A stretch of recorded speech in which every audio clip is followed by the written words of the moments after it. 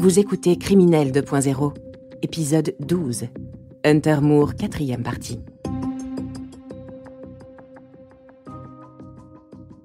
Je n'avais rien fait de mal. Je ne l'avais envoyé à personne. C'était sauvegardé dans mes mails personnels. J'avais des photos de ma famille, de mon chien, ma famille à New York, des photos de plats que j'avais faits et dont j'étais fière, et des photos de moi, vous voyez, seins nus, et des photos sexy de moi en lingerie, des photos que je voulais garder juste parce que je trouvais que j'étais jolie. Je n'aurais jamais cru qu'elles allaient m'être volées par qui que ce soit. C'était privé, et je ne les avais pas envoyées, donc j'étais en état de choc, et je ne savais pas comment réagir. Kayla prévient immédiatement sa mère, Charlotte Lowes. Une femme aux 1000 vies. Écrivaine, activiste politique ou encore présentatrice télé. Charlotte Lowes a aussi été détective privée pendant plusieurs années. Piquée au vif, elle prend l'affaire en main. À ce moment, elle ignore tout d'Izane One-Up et de son fondateur. Mais elle découvre en ligne le personnage contre lequel elle se prépare à lutter. Il y avait beaucoup de presse sur lui, donc j'ai pu faire des recherches et trouver des commentaires de victimes qui disaient « Ne tentez rien contre Hunter Moore, il est puissant et mauvais. Ne lui demandez pas de retirer votre photo ou il se retournera contre vous de façon encore plus violente. » Loin de se démonter, Charlotte se met au travail. Tout d'abord, elle cherche à faire retirer le plus vite possible les photos de sa fille. Un premier mail est envoyé. « Cher Hunter, pouvez-vous s'il vous plaît retirer les photos de Kayla Lowes ?» Sans réponse, elle passe à une autre stratégie, celle du harcèlement. Une à une, elle contacte toutes les personnes en lien avec Hunter Moore, cherchant à toucher la corde sensible. J'ai aussi contacté tous les gens en lien avec Hunter Moore. Je voulais mettre la pression sur chacun d'eux pour qu'ils m'aident. Donc j'ai contacté son avocat, Reza Sina. J'ai contacté le responsable de la sécurité de son serveur. J'ai contacté sa mère. J'ai même contacté sa mère. Je l'ai appelée à son travail, mais elle était partie, donc j'ai parlé avec ses collègues. Et ils étaient tous comme ça autour du téléphone. « Oh mon Dieu, je ne peux pas croire qu'il ait un site comme ça !» Et apparemment, le message a été transmis à Hunter et sa mère, parce que Hunter a mis sur Twitter « Quelqu'un a appelé ma mère à son travail ». L'opération fonctionne et en moins de 10 jours, Hunter finit par retirer la photographie. Mais Charlotte ne s'arrête pas là. Elle n'a pas oublié que la photo nue de sa fille n'a jamais été montrée à personne. Persuadée que l'ordinateur de Kayla a été piraté, elle poursuit son enquête. Ma fille était sur le site. Une amie à elle aussi. Donc, j'ai appelé le mari de cette amie de ma fille et j'ai su qu'elle avait été hackée aussi. Donc, j'ai pensé, le revenge porn n'a rien à voir avec le cas de ma fille, ni celui de son amie. Mais il s'agit à chaque fois de hacking. Donc, les deux personnes que j'avais pu connaître sur cette planète avaient été hackées. Alors, je me suis posé la question, mais combien d'autres personnes sont dans ce cas-là sur le site d'Hunter Moore ? Pendant des semaines, elle rassemble les noms des dernières victimes d'Hunter Moore. Elle contacte chacune d'entre elles pour écouter patiemment leur histoire. Grâce à son investigation, elle met bientôt à jour le plus gros mensonge d'Hunter Moore. C'est à ce moment-là que j'ai commencé à entrer en contact avec plusieurs victimes. J'ai commencé à discuter avec de nombreuses victimes du site pour comprendre comment elles s'étaient retrouvées là. J'ai fait une enquête et c'est là que j'ai découvert que 40% avaient été hackés, 12% photoshopés. Charlotte Lowes tient la faille qui peut faire tomber le roi du revenge porn. Car si la loi de respect de la décence en ligne protège toujours Izane One-Up, le hacking est bel et bien un crime fédéral aux États-Unis. Charlotte va devoir faire appel à toute sa force de caractère pour convaincre le FBI de l'écouter. Donc, j'ai contacté le FBI et au départ, ils m'ont juste dit d'envoyer ma plainte en ligne. Et j'ai compris que ces gens étaient trop occupés avec d'autres affaires et qu'ils n'allaient rien faire pour moi. Alors j'ai dit « Ah, je vois, vous vous occupez des photos de Scarlett Johansson lorsqu'elle est hackée, mais vous n'aidez pas les gens normaux. » Et là, la personne au bout du fil, au téléphone, a dit « Ok, laissez-moi une minute pour vous transférer au détective. » Charlotte Lowes est entrée dans un combat où tous les moyens sont bons.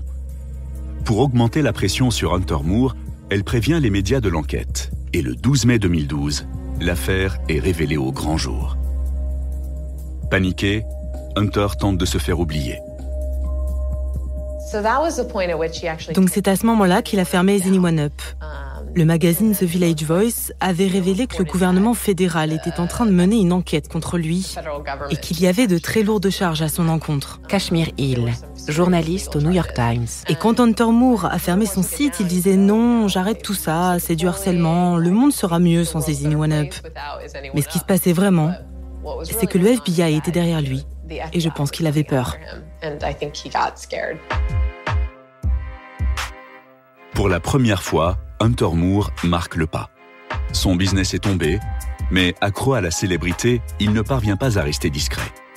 En ligne, il tweete frénétiquement son innocence.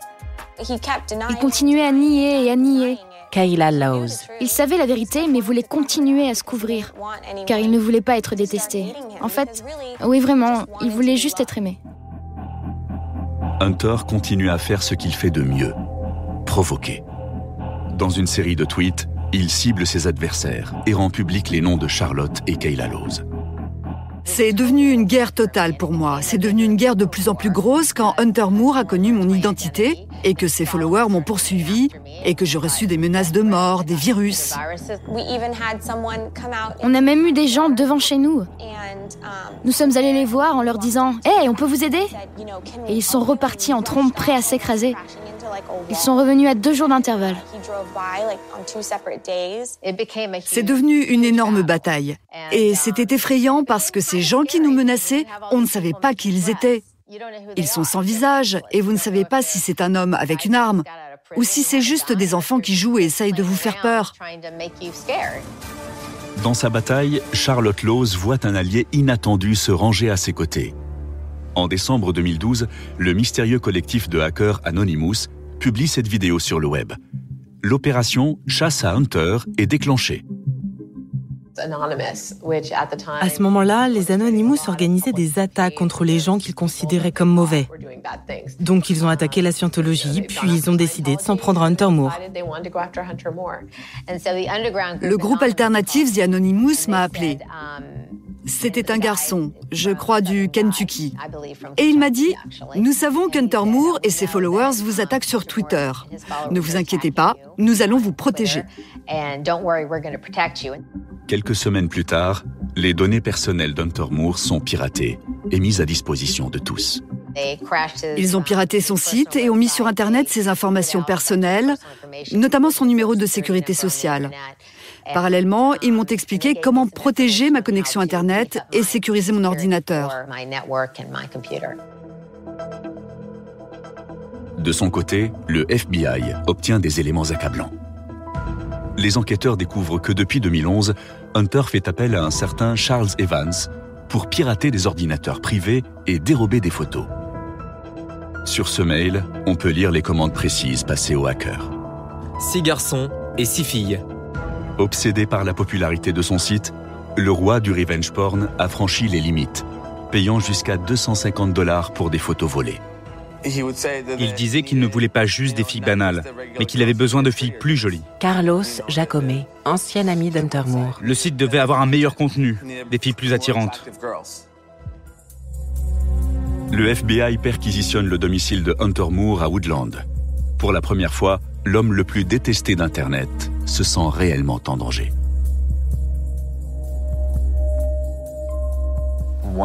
Un jour, Hunter m'a appelé quand j'étais en voyage avec ma famille. Et il me disait « Hey, Reza Sina, le FBI est à ma porte. » ancien avocat du site Et je lui ai dit isanyoneup.com. « Tu as de gros problèmes maintenant, Hunter. Ce n'est pas une petite affaire. Ce n'est pas simplement quelqu'un qui te demande de retirer sa photo du site. Prends ça au sérieux. Et tu vas avoir besoin d'un avocat. » Il voyait que tout ça se passait, Charlotte Lawes, mais il pensait que ces événements étaient indépendants. activiste anti-revenge porn. Il ne savait pas que j'étais derrière l'enquête du FBI. Il ne savait pas que toutes ces choses étaient totalement liées les unes aux autres. On était une coalition et il ne le savait pas. Il ne pouvait tout simplement pas imaginer que ses victimes se retourneraient contre lui. En février 2014, Hunter Moore est finalement arrêté à son domicile par la police de Sacramento. En 2015, Il est jugé et condamné à 2 ans et demi de prison et près de 500 000 € d'amende pour piratage de données privées et usurpation d'identité. En seulement 2 ans d'existence, EasyOneUp aura été un phénomène éphémère. Mais son impact aura ébranlé nos certitudes sur les notions de voyeurisme et de vie privée. C'est un leader charismatique comme Charles Manson. Charles Manson était un leader charismatique. Il faisait en sorte que les gens le suivent, l'adulent et l'aiment. Il avait juste une façon incroyable de manipuler les gens en leur faisant croire qu'ils ne faisaient rien de mal. Et je ne sais pas comment il s'y prenait, et pour être honnête, c'est une sorte de don. Parce que rares sont les gens qui peuvent faire ça, même si c'est condamnable. Mais je pense que la plupart des criminels sont très doués dans ce qu'ils font. Il n'a pas été arrêté à cause du revenge porn, mais pour usurpation d'identité et les charges liées au hacking. Donc il aurait très bien pu continuer ses activités sur son site s'il n'avait pas récupéré les photos de cette manière-là. Un État après l'autre, les États-Unis passent des lois pour protéger les victimes. Mais aujourd'hui encore, plusieurs sites de revenge porn sont en activité. La vie privée sur Internet est loin d'être une affaire réglée. Vous venez d'écouter Criminel 2.0. Si vous avez aimé ce podcast, vous pouvez vous abonner sur votre plateforme de podcast préférée et suivre Initial Studio sur les réseaux sociaux.